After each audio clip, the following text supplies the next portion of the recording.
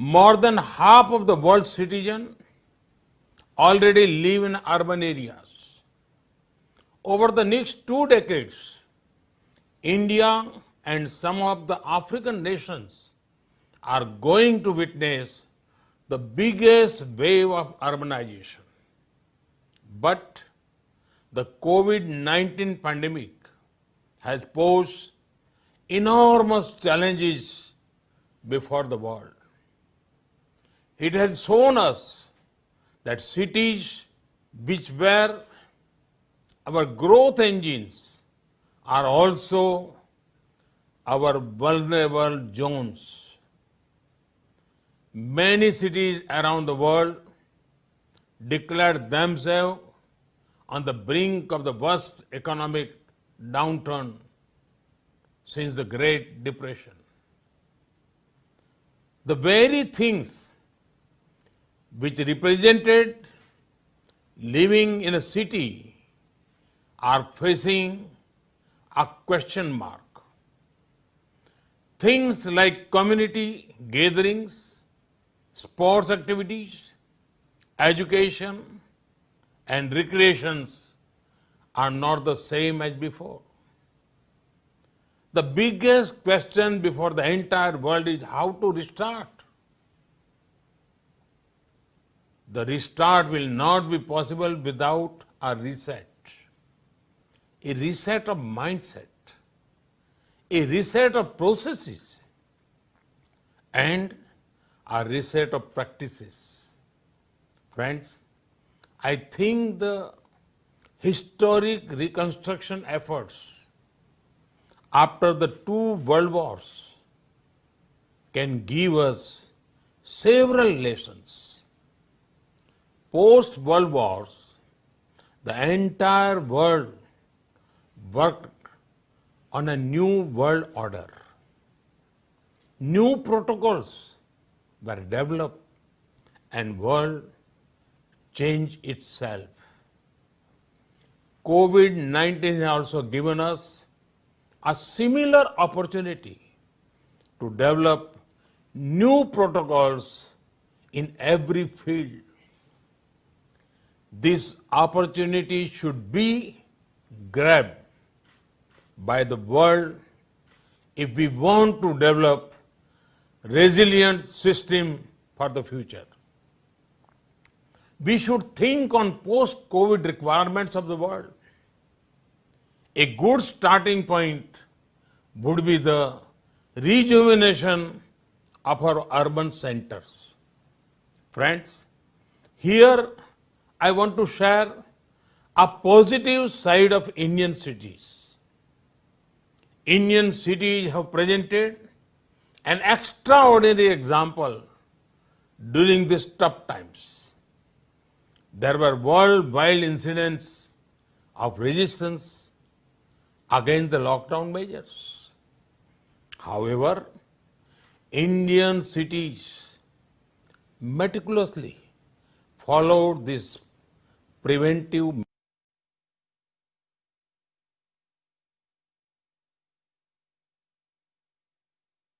Our cities was not concrete, but the community. The pandemic has re-emphasized that our biggest resources as societies and as businesses is our people. The post-COVID world has to be built by nurturing this key and fundamental resource. Cities are vibrant engines of growth. They hold the power to drive this much needed change. People often migrate cities because cities give them work. But isn't it time that we also make cities work for the people? COVID-19 has given a chance to accelerate our process of making cities more livable for people. This includes better housing facilities, better work environment, shorter and efficient travel. During the lockdown, many cities saw cleaner lakes and rivers, as well as cleaner air. So many of us saw the chirping of birds we never noticed before. Can we not build sustainable cities where these features are the norm and not the exception? It has been our endeavor in India to build urban centers which have the amenities of a city but the spirit of village. Friends, during the pandemic, technology has also helped us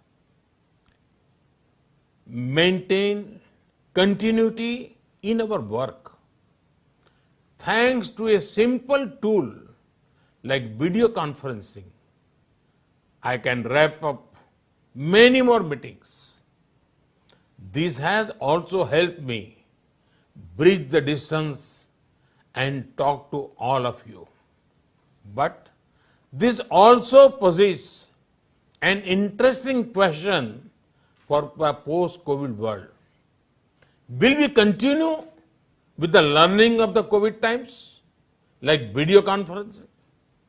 Or will we travel across continents to participate in a conference? Reducing stress on urban system will depend on our choices. The choices will also help us maintain a better work-life balance. In today's age, empowering people to work from anywhere, to live anywhere, to plug into global supply chains from anywhere is an absolute necessity. That is why we have announced simplified guidelines for the technology and knowledge-enabled service sector. This will facilitate work from home and work from anywhere.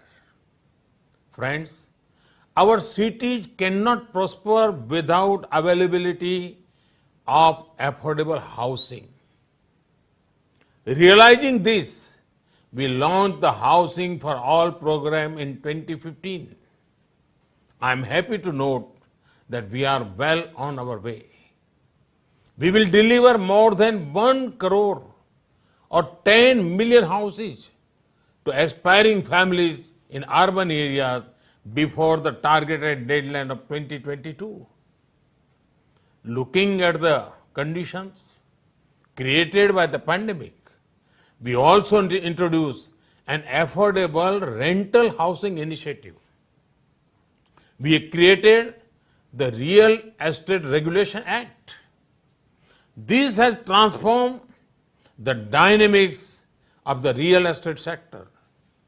Also, this has made it more customer-oriented and transparent. Friend, sustainable mobility is key to creating resilient cities. The work on metro rail is going on in 27 cities. We are on track to deliver close to 1,000 kilometers of metro rail system in the country by 2022. Our Make in India push had led to development of tremendous indigenous capacity for production of transportation systems. It is going to help us push our sustainable transport goals in a big way.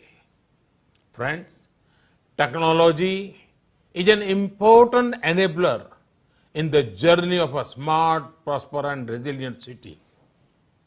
Technology helps manage a city efficiently and build connected communities. We are looking at a future where a major chunk of education, healthcare, shopping, food experiences may happen online. Our cities need to be ready for the convergence of the physical and digital worlds. Our programs, Digital India and Startup India missions are helping create capacities toward this. We have selected 100 smart cities through a two-stage processes. It was a nationwide competition upholding the philosophy of cooperative and competitive federalism. These cities have prepared projects worth almost 2 lakh crore rupees or 30 billion US dollars and projects worth almost 1,40,000 crore rupees or $20 billion have been completed or nearing completion. To unleash the full potential of technology, integrated command and control centers have been set up in many cities.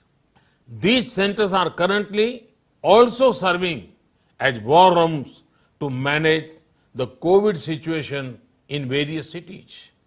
Lastly, I would like to remind one thing to all of you.